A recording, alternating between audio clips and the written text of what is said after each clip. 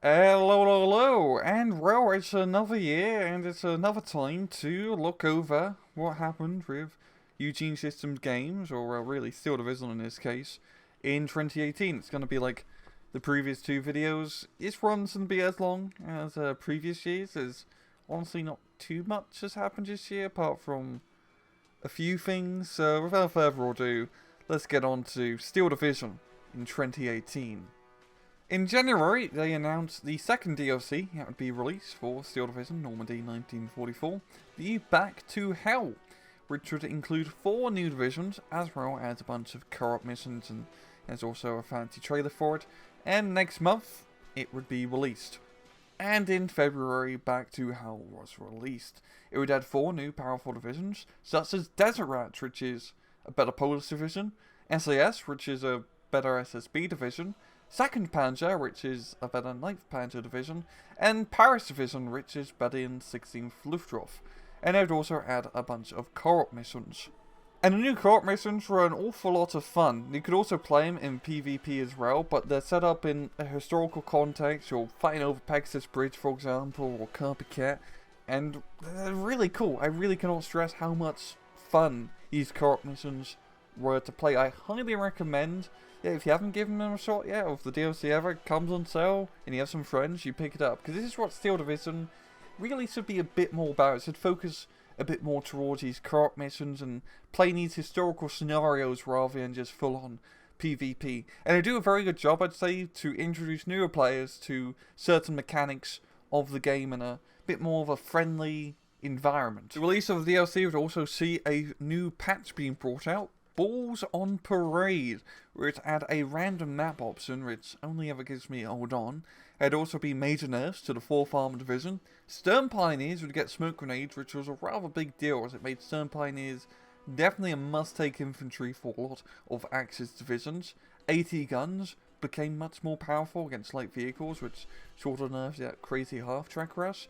And 352nd got some nice little buffs as well. But yeah, overall, it's another successful DLC release for Steel Division. Adds a lot of fun. Of course, you know, it's a bit more power creep of usual of DLC divisions of Eugene's, but wait, hang on.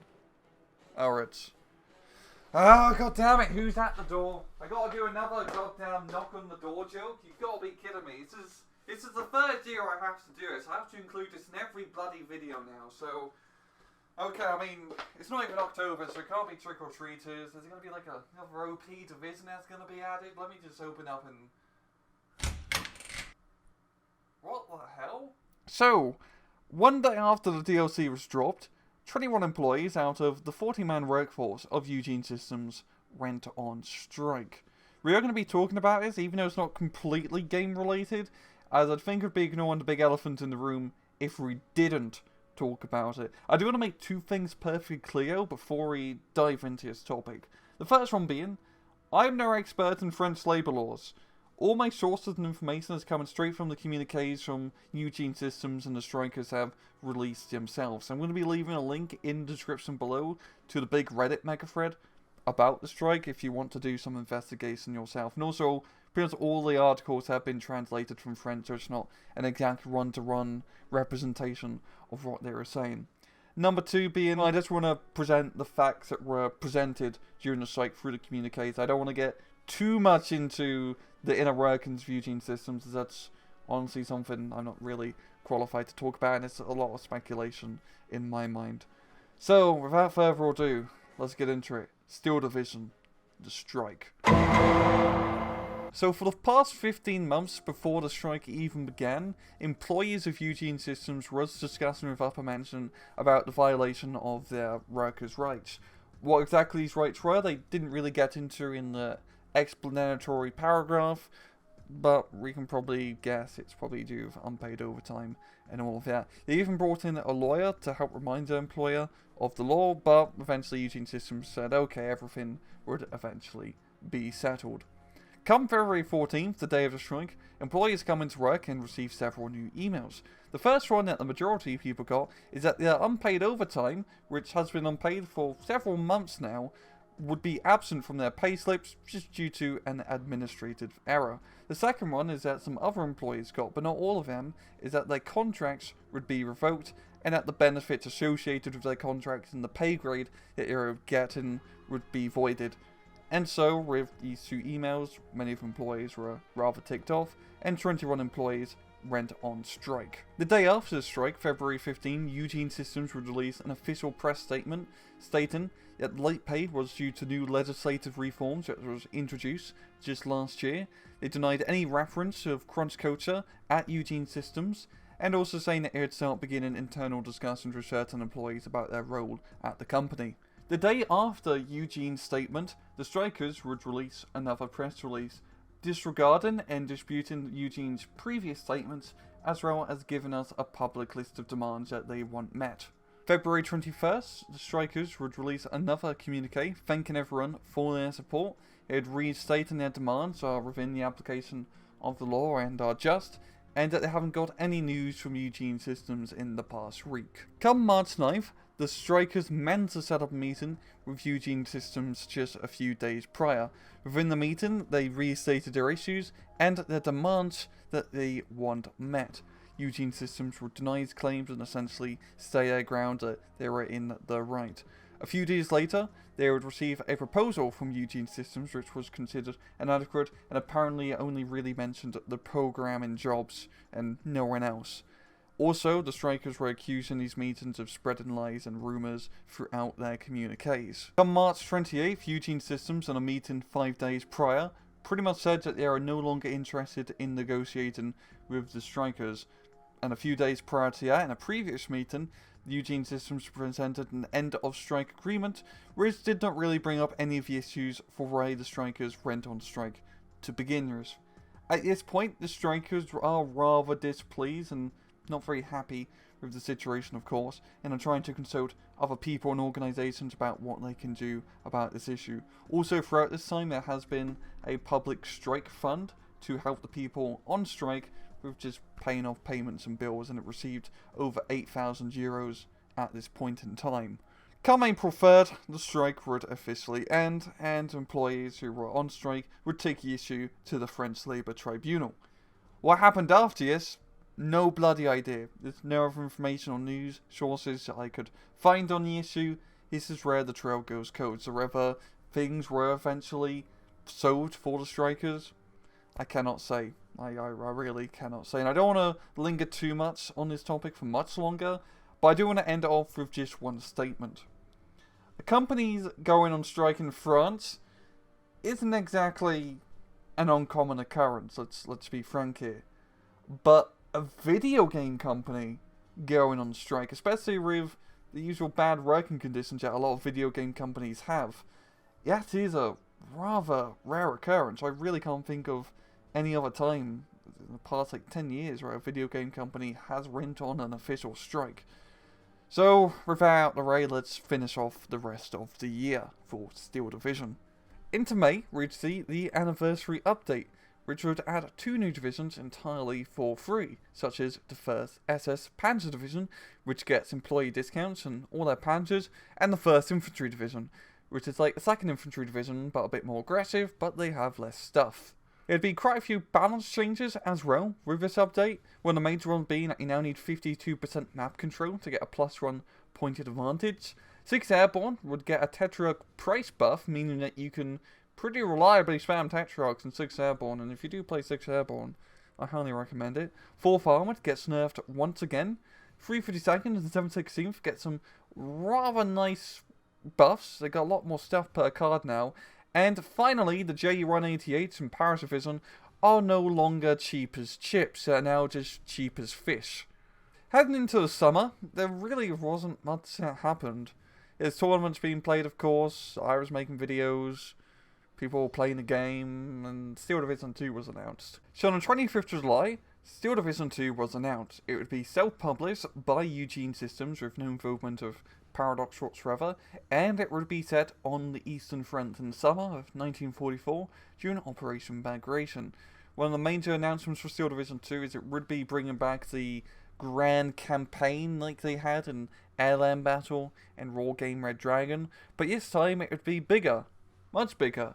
They are aiming for a 1-to-1 scale of Operation Bagration. And as we can see, that's a lot of units yeah, we are going to potentially control. It'd also be larger map, longer range. It seems like scaling up Steel Division 2 to be a bit more like war game when it comes to unit control and unit variety per se. For the rest of the year, nothing really happened. It's mostly quiet on the Western Front.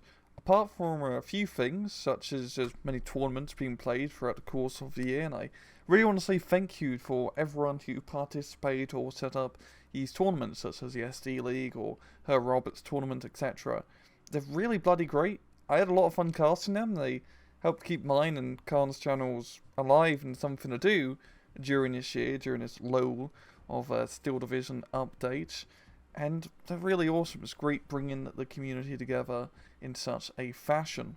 And also be dev diaries, be slowly released throughout the rest of the year, pretty much confirming that the game is going to be more like War Game and the Grand Campaign is going to be rather in-depth, though things are subject to change. It'd also be no other balance update for the rest of the year last run happening in May.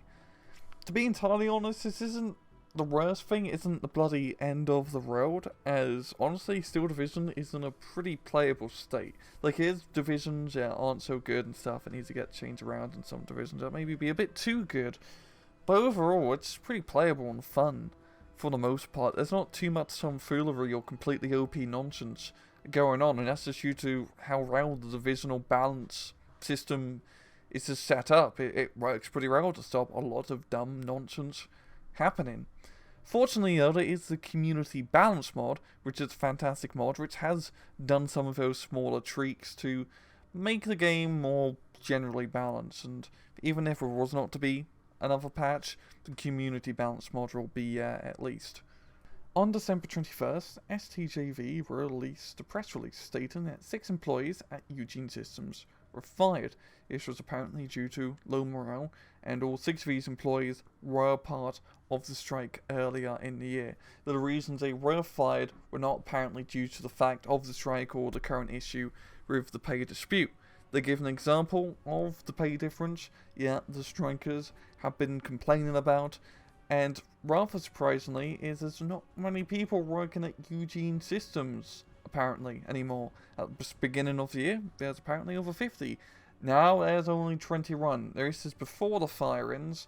After 6 people left, that means there should only be 15 people. I'm guessing that's what the article is trying to hint at. And also, Eugen Systems will be taken to the Labour Tribunal in March of 2019.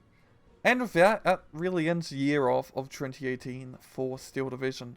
It's been a rather depressing year, so to speak, as Eugen Systems has lost over half their employees and apparently have been paying their people like crap, according to a bunch of sources, which isn't entirely good. Of course, there's also people being worried that Steel Division 2 won't be released. What I have to say for that is, I don't know.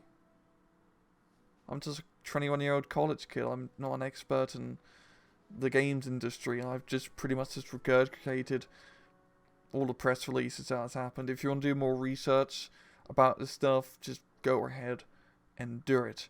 I hope SC2 gets released. It looks to be an absolutely fantastic game, and I'm fairly certain it will be a good game if we do get our hands on it. Yeah, it is. I have nothing else really to say on the game itself. I do want to talk about the channel a little bit, as this year's been a rather big year for my channel, as it has exploded quite a bit. I've gone over double the subscribers in 1 year, which is bloody fantastic. And a lot of it is due to the fact of these expectation versus reality videos and the War Game Samurai series, as those have become rather big hits, which is awesome. I'm guessing a lot of you new guys who came and subscribed is through those videos. So thank you very much. I hope you enjoyed them. I'm planning to do more. I think I'm going to do one more expectation versus reality for SD44, and I'm going to be doing the War Game Summaries for Steel Division starting January for Steel Division. Yeah, it is. Thank you very much for, just subscribing and checking out this channel. I really appreciate it. I do this for fun. This isn't a job. It's just kind of a hobby I've been doing for over 5 years. And I fucking love doing it. I love casting. I love making Unit of the Week. I love the community. I have a Discord. If you want to come and see some shit posts and talk some crap, come on aboard. I'll gladly have you, just as long as you keep it within moderation. But actually, yeah, there's nothing really else to say. So, I hope you guys have a very merry new year, and hopefully we'll see you guys next year for Steel Division 2. Take it easy.